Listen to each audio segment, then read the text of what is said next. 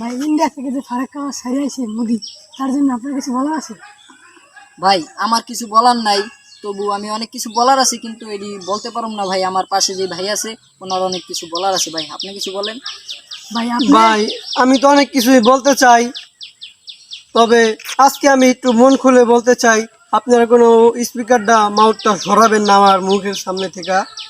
তাহলে আমি বলি ভাই, শুরু করি। আপনি অনুমতি দিলে শুরু করি। জি, শুরু করেন।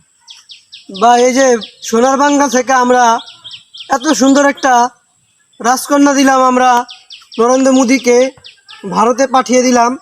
তার তো আমাদের জানা মতে তার কোনো বউ নেই। তার জন্য আমরা তাকে একটা কন্যা দিছি। এটা কি ঠিক করেছি না ব্যাঠিক করেছি ভাই? ঠিক ঠিক। তাহলে সে যে আজকে আমাদের সাথে এমন একটা কাজ করলো, সেটা কি করা ঠিক হয়েছে না ঠিক হয়নি? না ভাই, একদমই ঠিক হয় না। যে সে যেই কাজটা করছে আমরা তারে ভালো জন্য একটা কন্যা দিলাম, কিন্তু সে আমাদের জন্য ব্যবহার হিসাবে কি বন্যাটা পাঠান তার উচিত হয়েছে ভাই? উচিত হয়েছে? জি না, উচিত হয়নি। তাইলে সে কি কারণে আমাদের এই বন্যাটা দিল? এই খানকির পোলারে ওর মায়ের আমি গই খানকির প্রতি আজন্ম ভাই। ওর বাহাই করে চুদ্দা জন্ম দেয় না ভাই? ওর ভাই যে বাহাই করে চুদ্দা জন্ম দিছে। আমার তো মনে হয় যে তার বাপে তারে চুইদা জন্ম দেয় নাই, অবশ্য তাকে চুইদা জন্ম দিয়েছে একটা শুয়ারে বা কুকুরে।